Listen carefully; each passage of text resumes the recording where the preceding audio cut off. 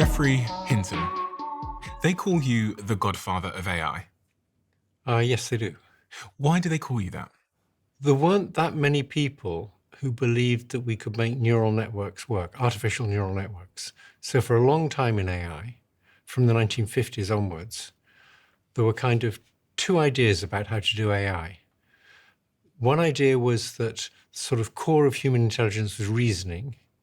And to do reasoning, you needed to use some form of logic. And so AI had to be based around logic. And in your head, you must have something like symbolic expressions that you manipulated with rules. And that's how intelligence worked.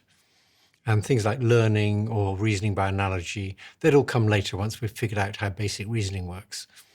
There was a different approach, which is to say, let's model AI on the brain, because obviously the brain makes us intelligent.